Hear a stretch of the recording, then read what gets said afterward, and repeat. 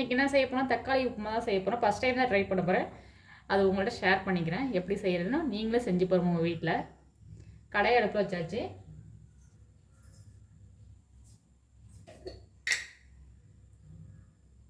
நெய் சேர்த்துக்கலாம். நெய் கோல்டு வின்னர்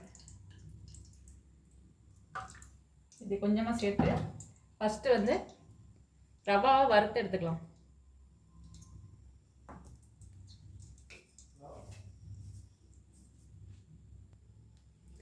ரவாவை சேர்த்துக்கலாம்.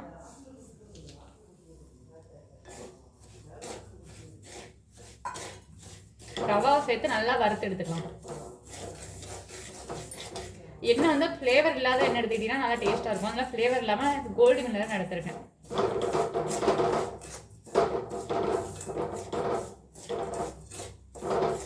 ஒரு 5 நிமிஷத்துக்கு நல்லா வந்து ரவாவை வறுத்து எடுத்துக்கலாம்.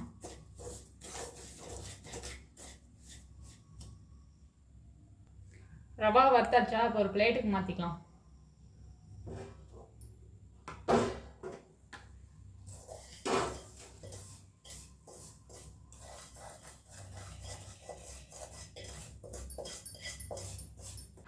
எண்ணெய் சேர்த்துக்கலாம்.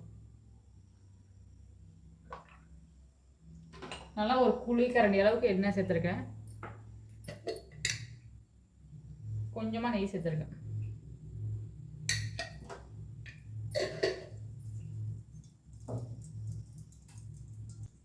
கடுகு சேர்த்துக்கலாம்.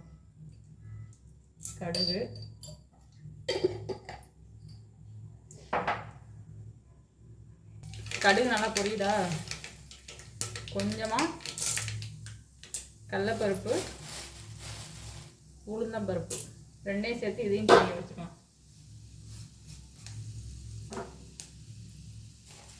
2 வரமிளகாய்,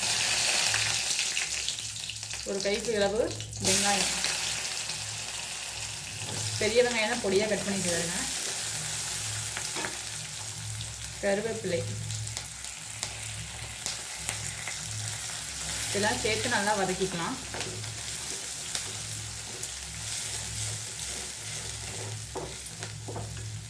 வெங்காயம்லாம் நல்லா வதங்கட்டும். வெங்காயம் நல்லா வதங்கிடுச்சா?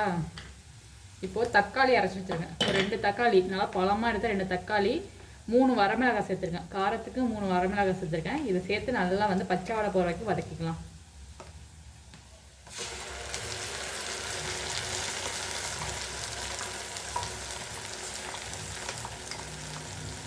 தண்ணியெல்லாம் எதுவும் சேர்க்கல. நாங்கள்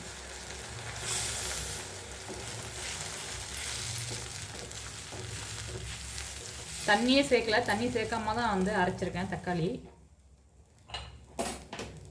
உப்பு சேர்த்துக்கலாம்.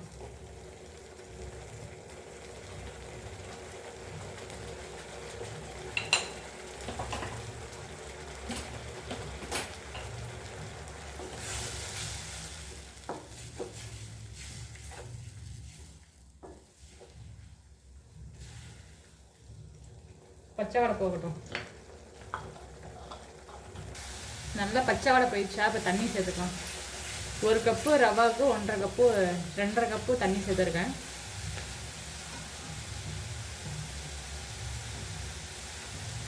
இல்லாட்டி 1 கப்பு வந்து ரவை எடுத்தலாம்.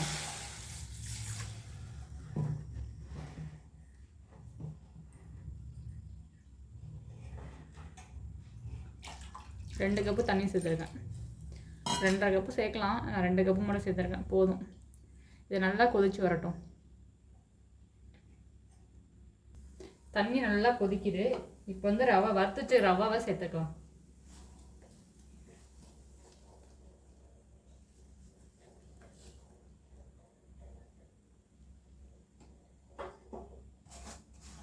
அடுப்பை சிம்மில் வச்சுட்டு நல்லா வேக வச்சு எடுத்துடலாம்.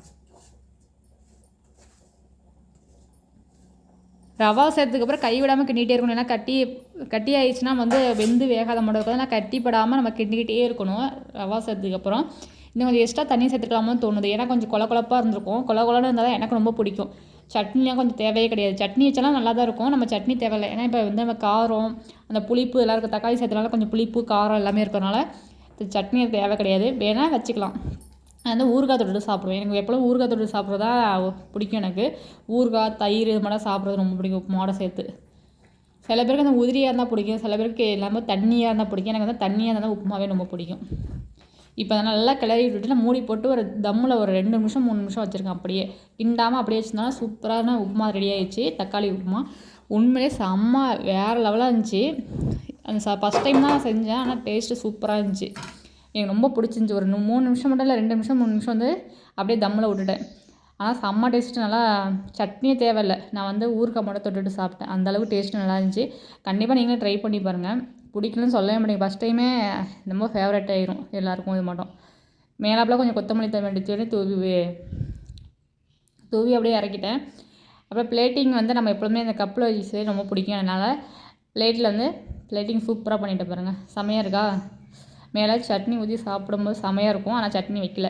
ஊறுகாய் மட்டும் தொட்டுட்டு சாப்பிட்டு முடிச்சாச்சு. மழைக்கு இதமாக சூப்பரான உப்புமா ரெடி. தக்காளி உப்புமா. நம்ம ஊரில் நேற்றுக்கு நைட்டு மழை. நம்ம தான் நேற்றுக்கு நைட்டு எடிட் பண்ணல. இன்றைக்கி தான் நம்ம எடிட் பண்ணி இந்த வீடியோ போட்டுட்ருக்கோம். உண்மையிலே வேறு லெவல் சூப்பர் டேஸ்ட்டாக இருந்துச்சு. கண்டிப்பாக ட்ரை பண்ணிவிட்டு மறக்காமல் கமெண்டில் வந்து சொல்லிட்டு போங்க. Okay bye.